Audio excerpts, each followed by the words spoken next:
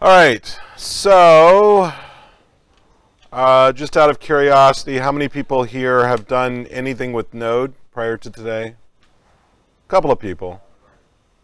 What's that? Oh, how many program in Node on a regular basis? Show of hands. Okay.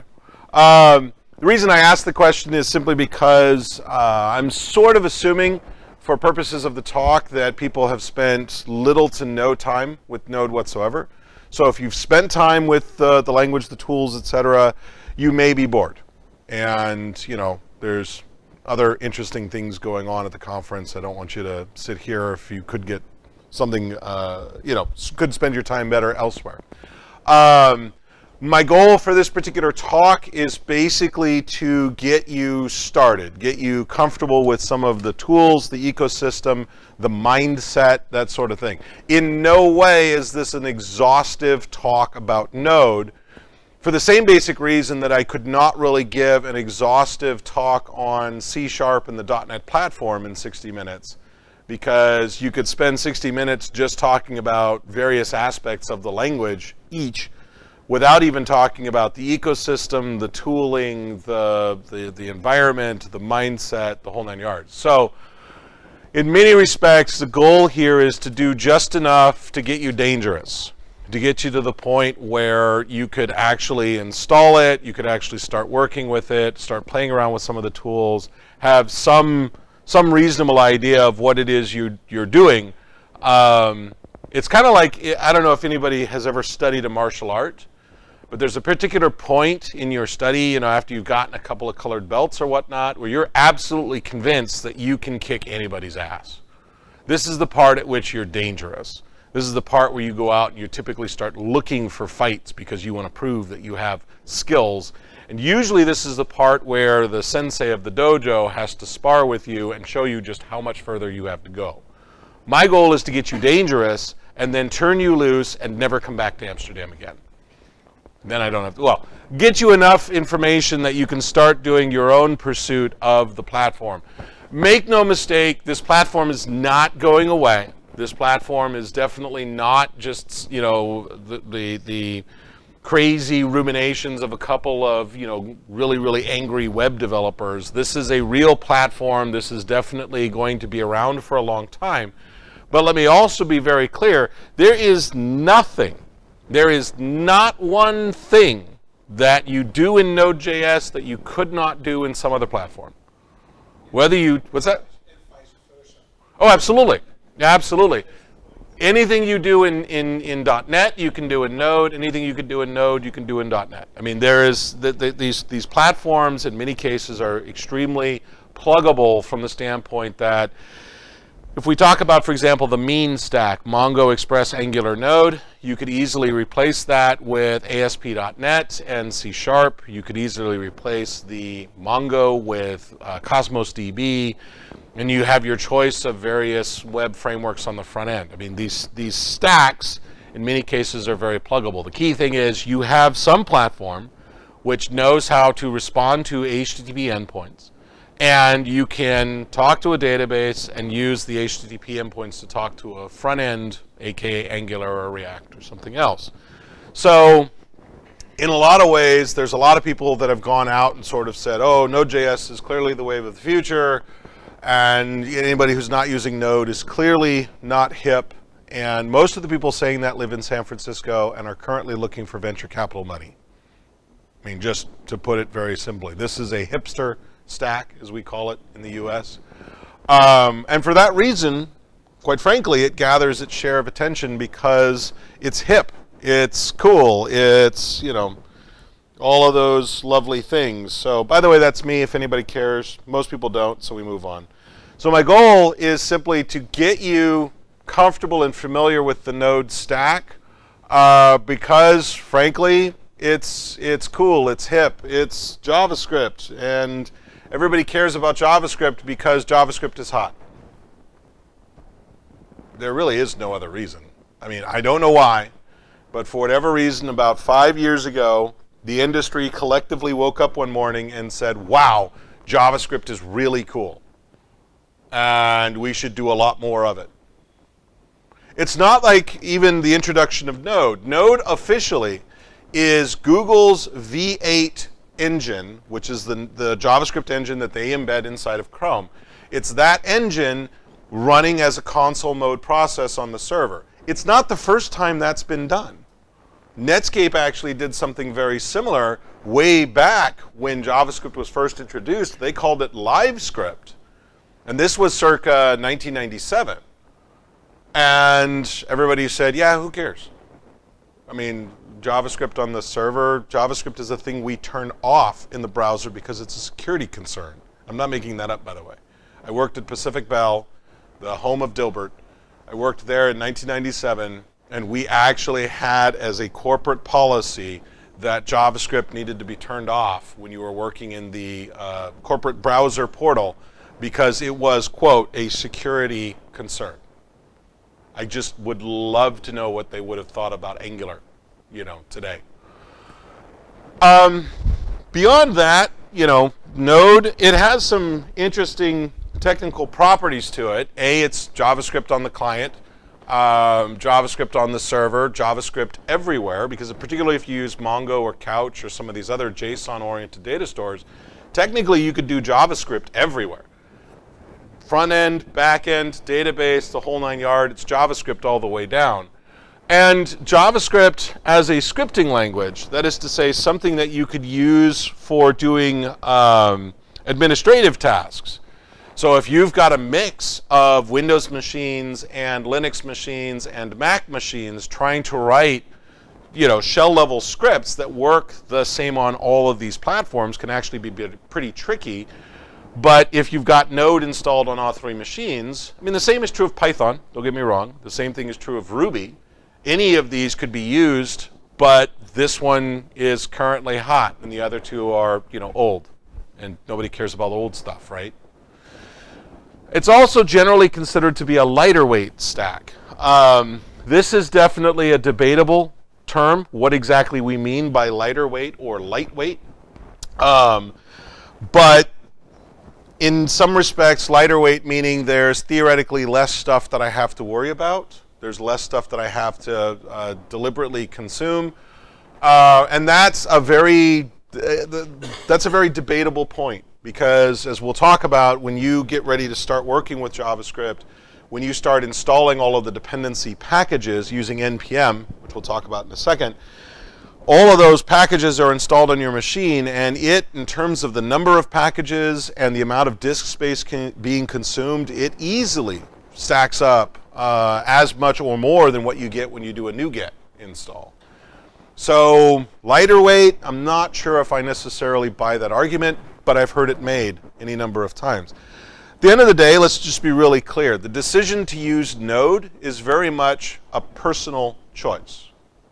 And by personal here, I do mean personal in the sense that your company may simply decide we want to use Node because that's what all of the new recent coding school graduates are using, right? I don't know if it's made its way over to the European shores yet, but over in the US, we have hundreds of these different coding schools for people who are interested in midlife career changes. They'll take 6 months, they'll teach you Mongo, Express, Angular, and Node, typically, and then turn you loose to go get a career, a wonderful, you know, compelling, fulfilling career as a software developer. And if they know Node, JavaScript, HTML, CSS, etc., then I can take some of those folks who are generally going to be a little bit cheaper than some of your college graduates, for example, and I can put them to work using our stack. There are several companies who have made decisions to use Node precisely for that particular reason. It's a personal choice. It's not generally a technical-driven one. Yeah, but PHP sucks. Yeah, but PHP sucks, so we don't want to do that anymore. This is the future suck, sure. Yeah. I mean, honestly, technology is like fashion. Right? It really is. There are things which are in fashion this season, which are out of fashion next season, which come back as fashionable the season after that. And, you know, Node, about 10 years ago, everybody was going absolutely batshit crazy over Ruby. right? Ruby on Rails, this was the new thing. Everybody, I mean, people were flocking to the Ruby world out of the Java and the .NET world in droves because this was clearly the better platform to be working on, blah, blah, blah. And then JavaScript comes around and sort of supplants that. There's a growing bunch of interest around Python, particularly around data science and machine learning. There's actually a renaissance now growing around C++, particularly because so many people are interested in doing IoT and devices and embedded systems, and it's fashion. It's every bit as much fashion, and who can explain why, you know, black is the color this year as opposed to red last year? I don't know who makes that shit up, but somebody decided that, and somebody decided that JavaScript was the thing a few years ago. And actually, probably the new upcoming hot thing that we're hearing is Elm for the front end and Elixir for the back end.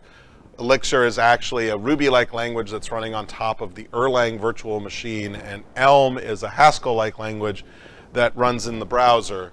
So you get a lot of functional goodness in all of that because functional's hot. It's so hot right now. And I say that very sarcastically. So whether or not you choose to use Node or not, I don't particularly care. It's more along the lines of, you know, if this is something you want to do for your own purposes, that's awesome. There are some interesting startup things, I think, if you're building a project completely from greenfield, that, you know, that is interesting to contemplate about the Node world. And certainly a lot of your cloud providers, they started by providing Node support out of the box. AWS, for example, was very popular with the Node community for a long time. Azure, of course, does Node. You know, there's tens of thousands. Heroku, for a long time, was very Node-centric until they started branching out to support, you know, Scala and some other stuff. But fundamentally, when you get started with Node, right, once you get it installed on your machine, which I'll talk about in a second, so there, that's Node. Yay! Yeah, literally, that's what I've got. I've got a prompt. Node is a command line JavaScript shell. That's what I've got. I've now got JavaScript here. So console.log hello SDN. Okay. So, thank you for coming. Any questions? Seriously, that's the extent of what we're talking about here. Node is a command line JavaScript shell. And in of itself, you're like, wait, that can't be it, right? That this can't be everything that everybody is so excited about. Well, obviously, one of the things I can do is I can certainly create a JavaScript file. Yes, go away. Code release notes. So let me create a little hello.js, and I'll do the same thing here, console.log hello SDN, right, like so. And then coming back here, node hello, or I can either say node hello and it will assume a .js suffix, or I can say node hello.js and it will run it. Okay, so we have the opportunity to run JavaScript code on the server. And, well, the next thing people want to do is people want to be able to create larger things that can actually call into one another. And this is one of the things that Node actually did relatively well, is figure out how we want to be able to group all of these things into packages. Okay? So we'll talk about NPM, the Node Package Manager, in just a second. The Node interpreter itself, as I said, it's just the Google V8 engine running as a command line console process. There are a number of options that can, let's see, what is it? I know I've got it in the slides here. There are a number of options that we can use to run it. There it is, --V8 options. So these are all of the various flags that the V8 engine will allow you to pass in order to customize the engine's execution. Now, interestingly enough, in the Java world, a lot of these options are used to control the behavior of the Java virtual machine. Java has done exactly the same kind of thing. There's an extensive list of options to be able to control the behavior of the Java virtual machine in terms of its garbage collection behavior, when does code get loaded and pitched, how does it get JIT optimized, etc. And Java developers routinely make use of all of those options to help control how their Java code behaves. The Node community has not gone there yet, but interestingly enough, they have a ton of options available to them should they want to use it.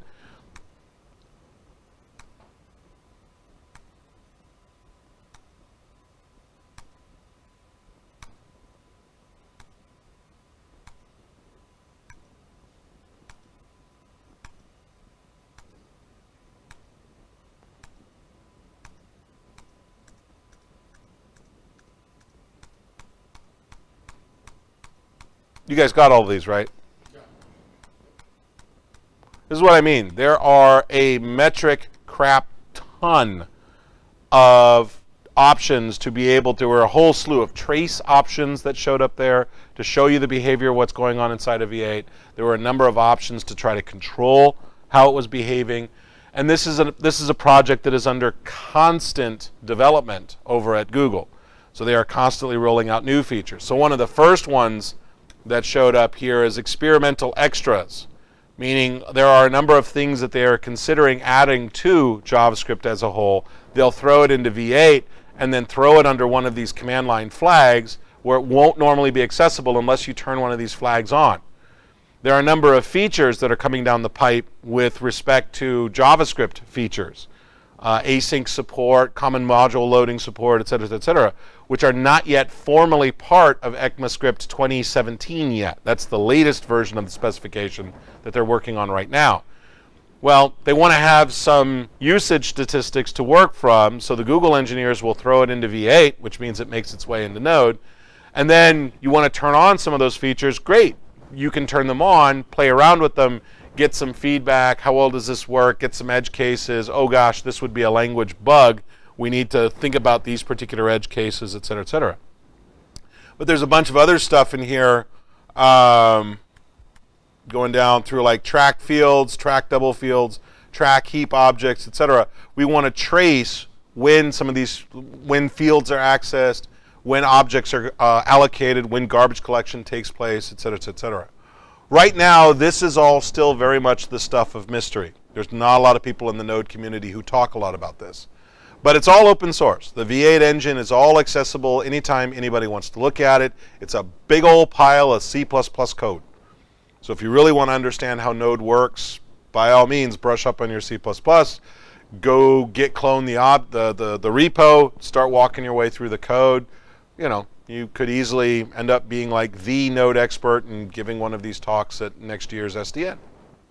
Okay, it's very much a wild world. Okay. Now the other thing is getting started with Node. If you're on a Linux or Mac box today, chances are very good you've already got at least some version of it. It's coming pre-installed in a number of distributions. If you're on a Windows box, don't worry. There is still hope for you. NodeJS.org. Grab whichever download you choose to use. Generally, the v6.11.4 is what people will want to use for production deployments. 8.6 is the current latest development branch. There's not a whole lot of differences between these two. So frankly, a lot of developers will just go ahead and use V8, right? Version 8. Node follows the sort of internet numbering scheme, which says even numbers are considered stable production releases and odd numbers are not. So for example, 8.6 is considered to be a stable release, although 6.11, that's kind of stable, but they sort of stopped doing the even odd thing once they got it into long-term support. And the Node community is constantly kind of changing where they're going. Again, this is an open source project. Actually, interestingly enough, IBM is neck deep in the Node world because they actually hired a number of the guys that were a core part of the Node, the maintainers. TJ Holochuk, for example, he currently works for IBM. because IBM acquired a Node package called Loopback.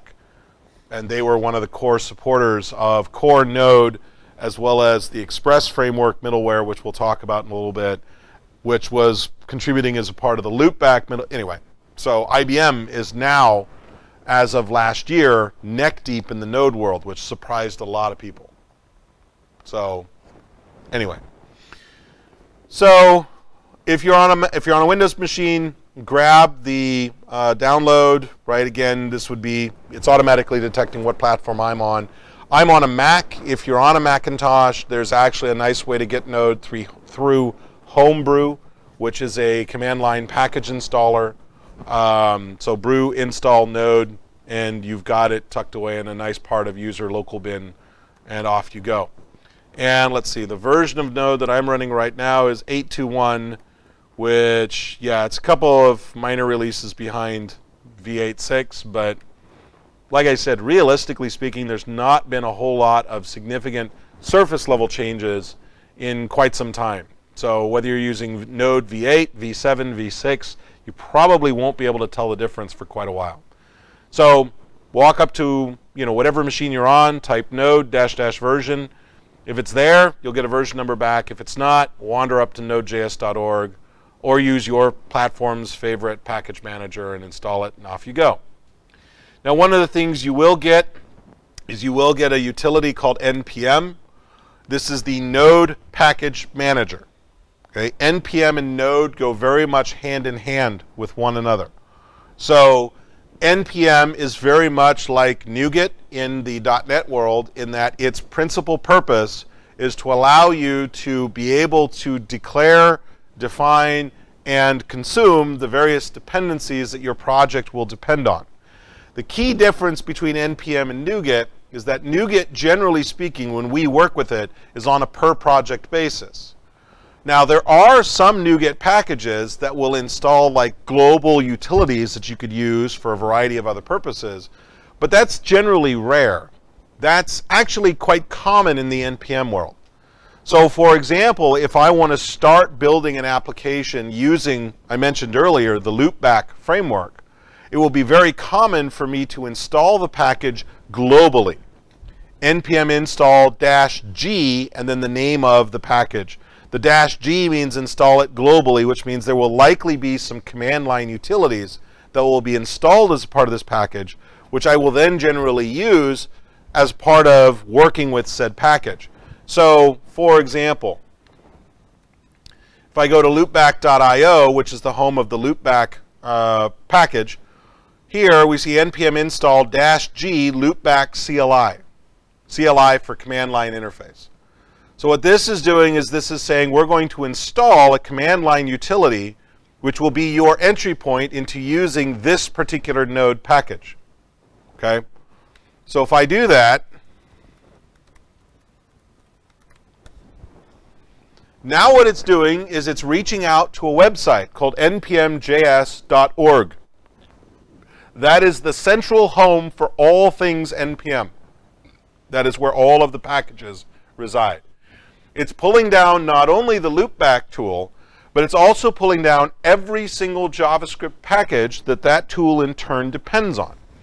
Now, the beautiful thing about this is that those packages are all tagged with version numbers, and because Node is an interpreter, all of the source code for those packages is being pulled down as a part of this for those specific versions, which means that theoretically there should never be package breakage, because if I'm using package A version 1.4 and some other tool completely unrelated to mine is using package A version 2, well, great. We're just going to pull down both the version 1.4 as well as the version 2 because we need the source. We're not just dealing with compiled binary artifacts. The drawback to this is disk space. Node will consume voluminous amounts of disk space because it's pulling down copies of every single package that you might need as a part of this. Now, why isn't this a bigger issue? Why don't people talk about it much? Well, very bluntly, because Node is text files, and text files don't generally consume that much space. And yeah, disk space is cheap. right? I've got a 1 terabyte SSD in here. Most of us will have at least a 0.5 terabyte, you know, spinning platter or SSD in whatever development laptop you're working on. And don't even get me started about all the disk space you've got on servers. So do we really care? Okay. So what I've got now, having done this, you can see from, you know, there are some warnings, some deprecation warnings, etc. But notice user local bin LB. This is a tool that got installed specifically for doing loopback. We also see some stuff here. If you're a Unix head, you recognize this. This looks like C++ code. Node will periodically require compiling binary modules, as they call it, which means they've actually included as a part of the package some C++ code that gets recompiled on whatever machine that this is being deployed to. So there are some Node modules that will require access to a C++ compiler on whatever platform you deploy them to. Now, fortunately for at least 2 of those platforms, that is to say Linux and Mac, the C++ compiler is generally already present and therefore not an issue. If you do Node on Windows, yes, there may be cases where you will need to have Visual C++ installed in order to let Node do its thing. There are some efforts underway to try to make that easier for the Windows world. So for example, using GCC through MSys or Cygwin or something like that. But like many attempts to try to bring the Unix world into the Windows world, they're meeting with some mixed amounts of success. It'll be very interesting to see what happens with the whole Linux subsystem on Windows. You know, you can run Ubuntu on Windows 10 now. It'll be very interesting to see if that changes how the Unix world interacts with the Windows world, but we'll see where that goes. But the net result is I now have this global utility called LB available on my system. So if I type LB, it's thinking for a second, and essentially loopback is it's kind of like ASP.NET MVC. It's going to allow me to scaffold out an application, and I don't want to go down that path. But that's what it's asking me right now is, what kind of application would you like to create? Okay, point is I have this tool now. Okay, this is very, very common in terms of ways in which the Node community interacts with one another. I will create a library, which will actually often be an umbrella over a number of other projects, and then I'll have a command line utility that you use when you get started using that library to scaffold out some code so that you can now have something that's working out of the box, etc., etc. You'll notice at no point did I fire up an IDE. This is all done through command line tools. You can fire up a nice text editor. Visual Studio Code, interestingly enough, is actually gaining a tremendous amount of traction among a traditionally non-Microsoft audience. Put that in your head and smoke it for a little while until that makes sense to you. But any text editor certainly works well here. Sublime Text, Atom, Visual Studio Code. If you're really, really, really hardcore about it, you'll fire up VI, right? Point is, they don't assume anything more about the developer environment than simply a command line and that you will have a text editor at your disposal, okay? So if you are a .NET developer and you really, really like Visual Studio is incorporating more and more of these tools as a part of the Visual Studio development environment. But I almost guarantee you that at some point you're going to be doing the Alt-Tab thing between Visual Studio and a command line prompt in order to be able to do Node development. Okay? All right, now let's assume that I have my package here. I have my application, hello. And one of the things I would like to do is I would like to be able to put in some debugging, right?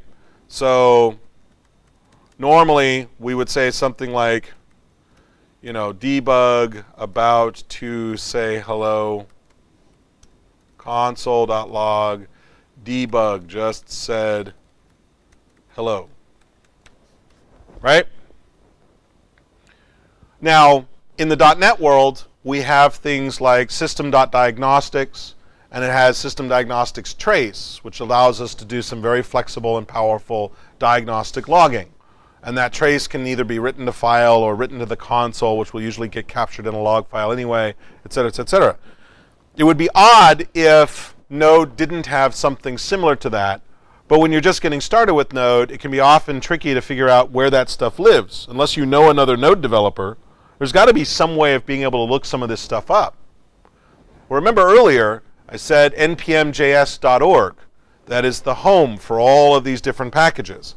And so if I go to npmjs.org in my browser, we are greeted with this lovely search bar across the top. There are currently, I think, something on the order of 10,000 different packages up on npm.js, and that actually may be out of date as a number. It may be even more. So when I say I want to do something in Node, in this case, I want to do diagnostic logging. So if I say diagnostic, we see Cordova, diagnostic. How about logging? JS logging, console logger, chalk logger, SVN log parser, basic logger. This is one of the things about the Node community is there are usually about 5 or 6 different packages for whatever it is you can possibly imagine. Okay? One of the simplest ones is actually a package called debug, which I just happen to know about ahead of time, which is a small debugging utility. And you notice here basically it does debug logging, diagnostic logging. So assume that okay, this is a package that I would like to use. Notice it says here npm install debug. The npm utility is used to indicate that my code wants to be dependent upon this debug package and whatever else it happens to be dependent on. But that begs an interesting question, which is to say right now my entire project consists of hello.js. Where exactly would they express those dependencies? Well, that's where npm starts taking on multiple uses. The npm utility is not only your package manager, it's also responsible for the creation and maintenance of your application's manifest. So if I say npm init, this will create a file called package.json. Now it's going to ask me a bunch of names. What is the name of the code that I'm doing? I'll call it hello app. Oh, sorry, hello app. And then I'll say version, this is definitely a 0.0.1. Description, this is a hello world application. The entry point will be hello.js. It picked up on that because it found it there in the directory with me. That seems like a good enough, especially because it's the only JS file. So I'll just accept that as the default. The test command, is there a particular Node package I want to run in order to be able to do testing? Well, not at the moment, so we'll leave this blank. Is there a Git repository where this code lives? Nope. Any keywords for this particular package? Because the assumption is that at some point I will want to take this package and put it up into npm.js so that all of you can have a package to say hello world. By the way, I'm curious. Let's just go back and look here real quick.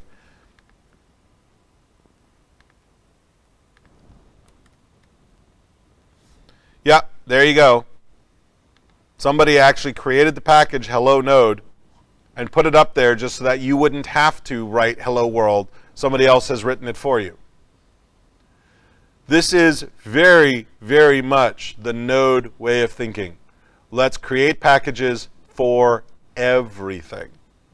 Hold on to that thought for a little bit. So, keywords, we'll do no keywords. Author, Ted Neward. License, I forget what the ISC license is. This is for open source licensing. Works for me. And notice what it's telling me is it's about to spit some JSON out. All of that looks fine to me. Great. And specifically, it created a file called package.json. This is your manifest file. This is what describes your application to any and all of the various Node tools that are out there. This most definitely needs to be checked into source control. Because one of the things, remember, is that Node is an interpreted language. So whenever you deploy a Node application, you are literally copying the source files over to wherever it's supposed to go. So this file will go with the source files to indicate, among other things, what other packages your code depends on. So now let's go back for a second. I want to make use of that debug package. So npm install debug. Now, it would actually be nice if Node, specifically npm, were to keep track of this dependency for me, which I can tell it to do by issuing -- save as part of this command. So when I do this, notice it's pulling some stuff down. It added 2 packages in 1.2 seconds. But specifically, notice another package showed up, another file called packagelock.json. This also needs to be checked in as part of source control. And notice that package itself got a new segment. Dependencies now has a thing underneath it called debug with this weird syntax, which basically says I can work with version 3.1.0 or higher. Okay? So now inside of my hello code, how do I use it? Well, if we go back to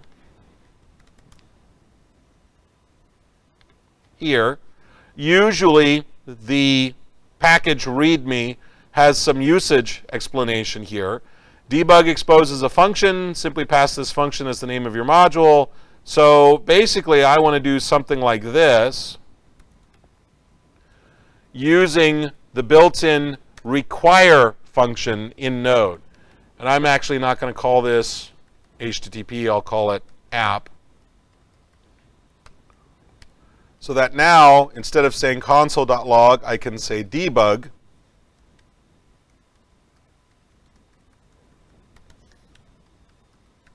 Okay? And if I run this, node hello, notice it just says hello, but if I set an environment variable, specifically the one that's mentioned here, then I can say debug. This is how I can set environment variables for one particular process inside of a Unix environment. And now notice I get app messages showing me basically the debugging message I was about to say and how long it took from the time we actually started execution, blah, blah, blah. Which means my debug here is actually a little redundant. Take that out. That looks a little bit better. Is all making sense so far? Sort of, kind of. You have to play with it for a little bit. There's definitely a sense of getting some muscle memory in here. But this syntax looks a bit weird. And one of the things that you have to understand is that the Node community has definitely pushed the boundaries of what we have considered JavaScript language quite some distance. It's definitely gone quite farther than we would have expected a language which was just in the browser to be able to go. Which brings me back to some slides here, because one of the things that's very helpful is to go over the JavaScript language as a whole. And I understand everybody here has written JavaScript, which usually means I have gone to a web page that has an interesting browser effect that I like, done a view source, copied the JavaScript, pasted it on my own page, and then wondered why it didn't work, before concluding that JavaScript is broken and gone back to C#. The JavaScript language is actually a very rich and powerful language. It is different. It is definitely a different beast than what we're used to in C# or its kin, that is to say Java or C++ or any of the other C family languages. So bear with me as we go basically from the beginning and work our way through the JavaScript language in the next 20 minutes. So it's a C family language, which means that white space is supported, comments, we have both / and /*. Identifiers are alphanumeric, must start with an alphabetical letter. They also support the underscore. Numbers are always a 64-bit floating point. There is no such thing as an integer in JavaScript. It's always what we would consider a double in the C# world. And strings are always 16-bit Unicode, which actually is the same thing as what you've got in C#. So that's kind of what you should be used to. Variables are signified with the var keyword followed by any legal identifier name. The var is an indication that this variable should be scoped. However, it is perfectly acceptable to use an undeclared variable, which means that it becomes global. So if I simply say over here in my code, if I simply say something along the lines of for I equals 0, I is less than 10, I plus plus, whoops, I have just introduced a global variable called I. This is generally frowned upon in the JavaScript world. Even though the language supports it, don't do this. Globals are bad, even in JavaScript, unless we call them singletons. Then they're okay. Okay? So,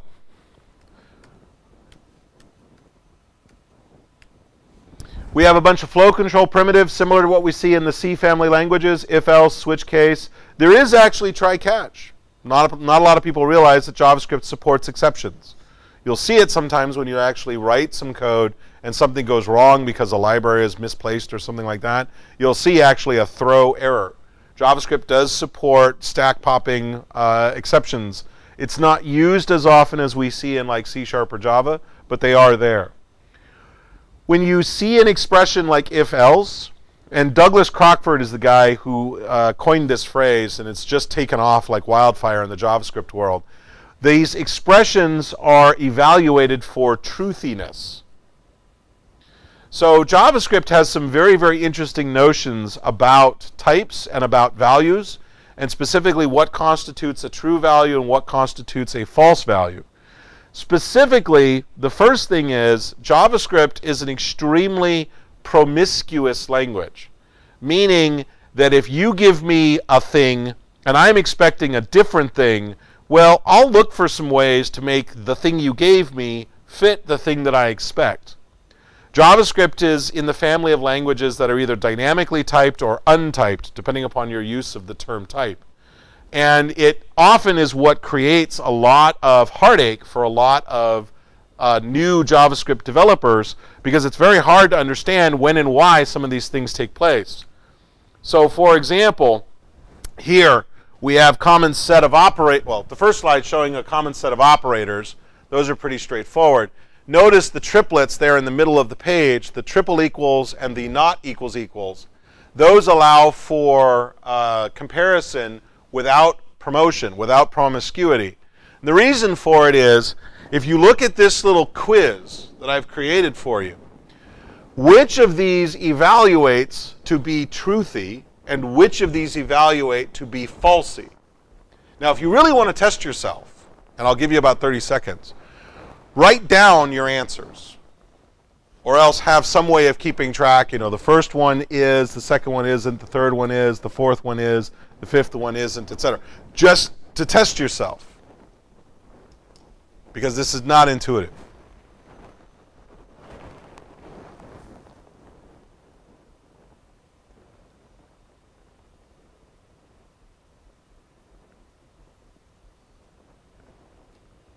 You ready? Let's see how good you did.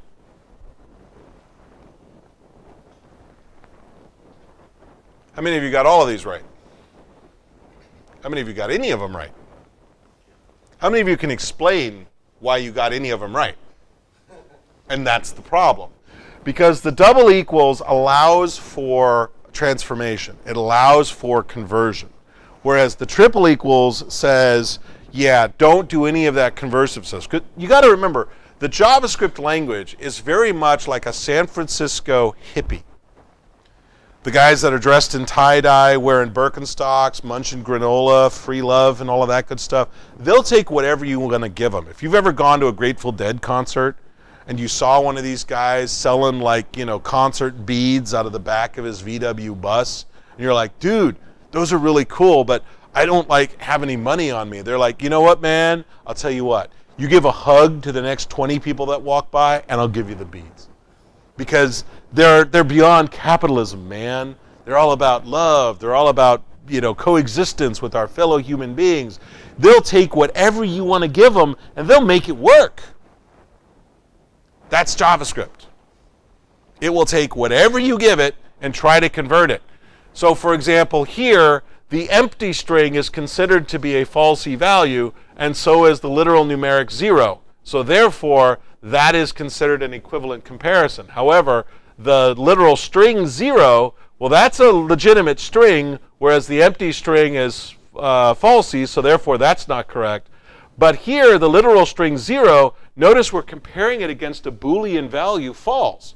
So if we actually take that 0 and convert that to a Boolean value, well, the 0 can be turned into a numeric 0, which can actually be turned into a Boolean, which would be false. False equals false. Yeah, it all makes sense. Generally speaking, the triple equals and the not equals, they behave the way that a C# or Java developer would expect them to behave. You want to stay away from the double equals or the not equals because they allow for promiscuous conversion, and that will generally get you into trouble.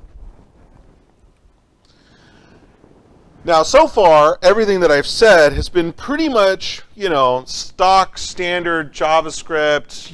If you did any sort of JavaScript on the web page, you kind of sort of understood everything that was going on there. This is where things start to get a little fun, because JavaScript is not like C# or Java in the sense that we don't have classes.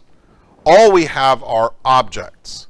JavaScript is a prototype object-based system, which means objects simply come into existence. They don't belong to any particular type of class. That's not entirely true, but for the moment we're going to run with that, because JavaScript basically says, I give you an object, and this is a bag.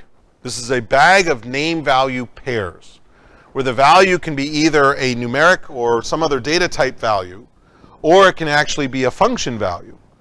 And the fun thing about this is all manipulable at runtime. Okay? So the dot and the square bracket operators are what are called the refinement operators. That is to say, they refine the lexical search space when we're looking for an identifier. So when I say console.log, specifically what I'm telling the environment is on the object, which currently holds the name console, right? I have an identifier that points to this object. The identifier is called console. On that object, there should be another identifier called log. I don't have to look through the entirety of the global namespace. This object, this thing lives on the console object. Now, intuitively, we get that, because we've all done C# or Visual Basic or Java or C++. I mean, that's been a common part of many object-oriented languages for many years. But both the dot and the bracket can be used to do this. So going back to my code here for a second. Oops. Here I said console.log, but it is every bit legal to say this.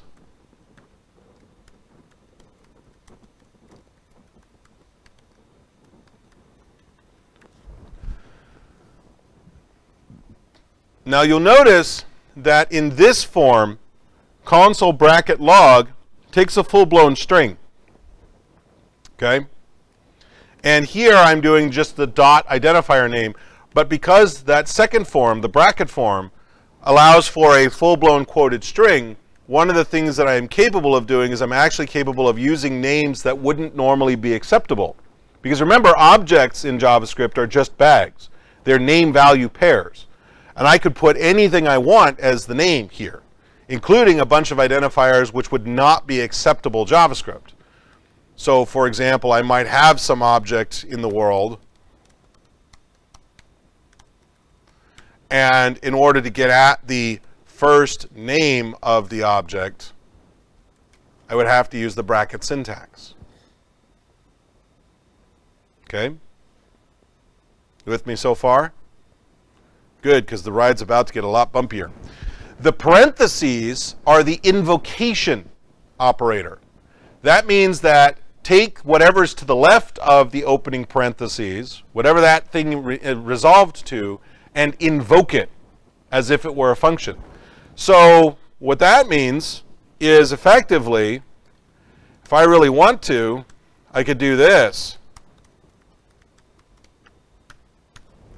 So first of all, I'm taking the function console.log and I'm storing a reference to it in my local variable L.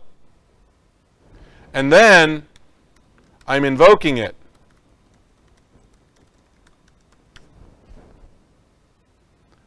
The parentheses are what constitute the actual invocation. Console.log simply gets me to a particular object, and then the parentheses allow me to invoke whatever that result is. So going back here for a second, what was happening is require is actually returning a function which I'm then invoking immediately, passing it the name app, which is then returning an object, debug, which I use as a function. Okay? If you've spent some time with LINQ and lambdas, this is fairly comfortable territory. If you've never spent some time with LINQ and lambdas, this is probably causing some hurt right now between your ears. And that's okay. That's a good thing.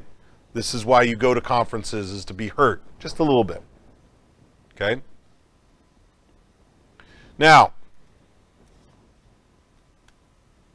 functions are first-class citizens in Ecmascript. And by the way, this language's formal name is Ecmascript. It's owned by the European Computer Manufacturers Association. And JavaScript is a implementation of that, a commercial implementation, which in this case was owned by Netscape, now by Mozilla. Technically, Google's implementation of JavaScript is called V8.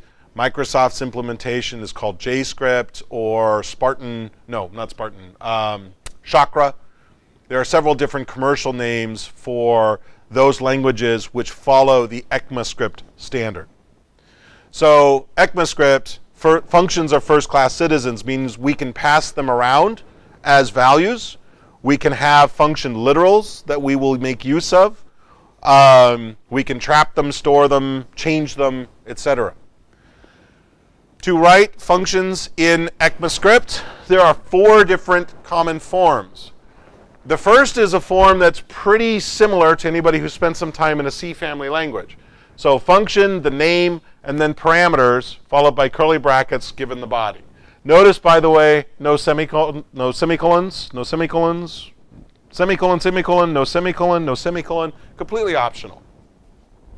The hipster JavaScript developers don't use semicolons. Those of us who grew up on C++, Java, C#, can't help ourselves. I mean, literally, when I write a love letter to my wife, dear Charlotte, semicolon, I love you, semicolon, I miss you, semicolon, and she's just gotten used to it by now. The semicolons are completely optional in JavaScript.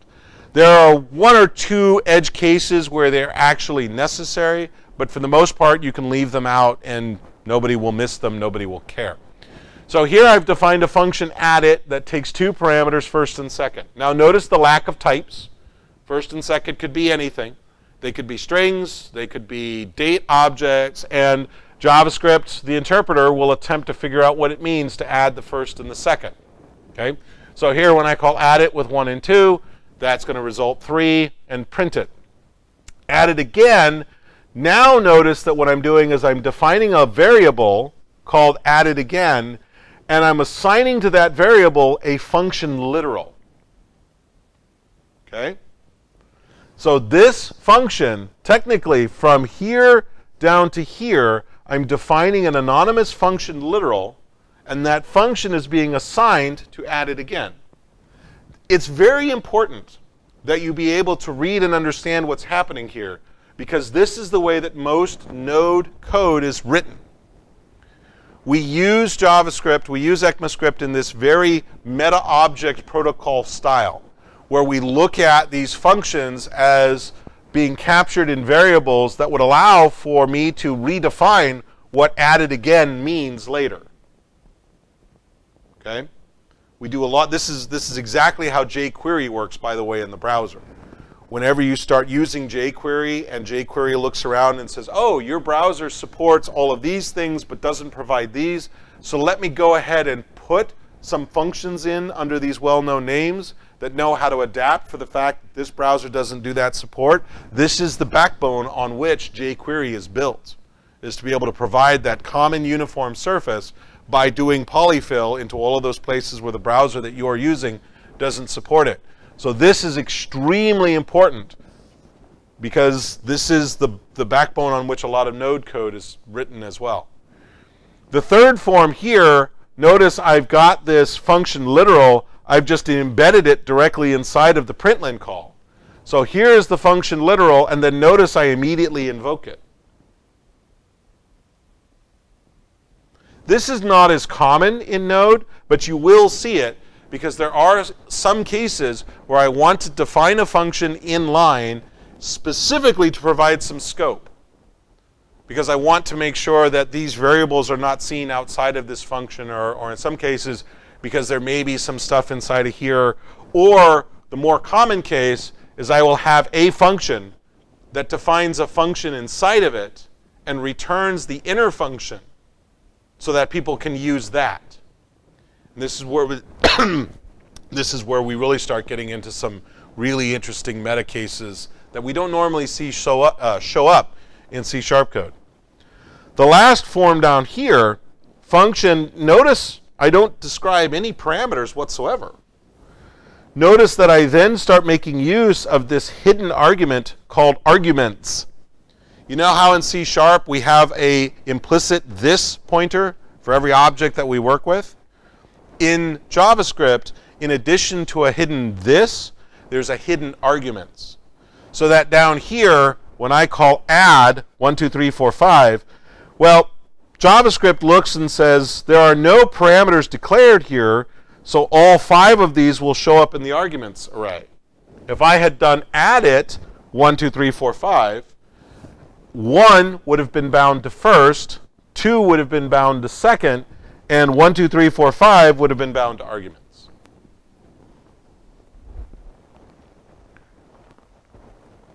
This is not C#. This is not Java. This is Lisp wrapped up in curly braces and semicolons. This is a very different world. Yes, it's an object-oriented language. Yes, it has a lot of the similar syntax to what we see in a C family language.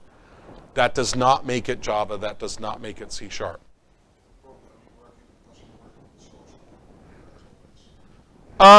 No, I mean, this could easily be compiled into assembly language, and you could actually do some ahead of time compilation for it.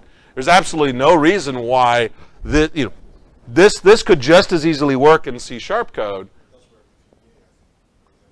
depending upon some of the flags that you have set in VB. But VB, particularly if we go back several generations to like some of the VB 6 and 5, yeah, oh yeah, they definitely supported this kind of dynamic interaction with code. I mean, in some ways, I pity the poor VB developer because they were dynamic at the time when everybody was getting all excited about statically typed languages.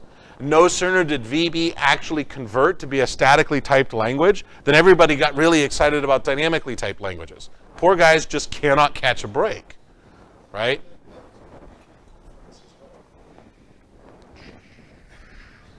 Don't say that too loudly, or the conference organizers will like drag you out back. You're making their secrets, come out. And, yeah, I mean, there are languages that actually support variations on these themes that actually compile into native code. So it's not just about working from the source code.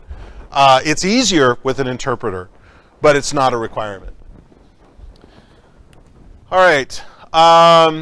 Invocation patterns, we won't talk about this because it's a little bit more than I want to get into right now. Scope, this is where one of the interesting things about JavaScript comes into play. Notice here var I, var j. Notice I say var I again. You want to hear something really kind of scary? This var I is actually the same as this var I, because the var variable is scoped to the function, not to the scope block. Remember when I said that periodically there are cases where I'm going to want to use a function in line just to provide some different scoping? That's what I'm doing here. Here I have a function, and then I define a function in line so that I know that j will not conflict with any other declared variables. And then down here I have another function with a var I. Now this is scoped differently than this one, so this code will behave correctly, whereas this code will never actually terminate. because I'm screwing around with I as part of, and I'm screwing around with this I, even though I look like I'm redeclaring it. This is part of the reason why Java developers who came to JavaScript back in the late 90s, early 2000s thought this language was horribly broken. Because they looked at this and said, how can this possibly work? There's no way that any sane individual would use this language. It's only good for doing very, very simple things. The end. Now, objects are basically name-value pairs. So here, when I define this object called speaker, notice I've got two fields, first name and last name. I've got two more fields, say hello and say howdy, both of which are defined as functions. Notice I can use either the dot or the bracketed syntax. Notice here, when I say var m in speaker, what I'm doing is I'm walking through each of the fields and getting access to them through speaker bracket m. Guys, this right here, this one line, this does what .NET Reflection does. But it's even better than .NET Reflection because I can actually walk up to speaker and add new methods. Speaker dot do something else equals function, parens, curly bracket, bonk, bonk, bonk, curly bracket. Lo and behold, I just added a function. In academic circles, this is known as Meta Object Protocol, MOP. And it is an entire, how many of you have ever heard of aspect-oriented programming, AOP? Sort of, kind of made a dent in the .NET world before it faded. MOP is the granddaddy to AOP. AOP is a constrained subset of MOP, and JavaScript has this in spades. Okay, so objects, remember when I said this is a prototype-based language? We don't actually say new type. In many cases, when I create an object, here I create an object empty. Now the interesting thing is, based on what you see here, there's nothing there. This object has no fields, no methods defined on it. So why is it that I can call empty.toString? Because every object has an implicit prototype. It's a runtime pointer to another object.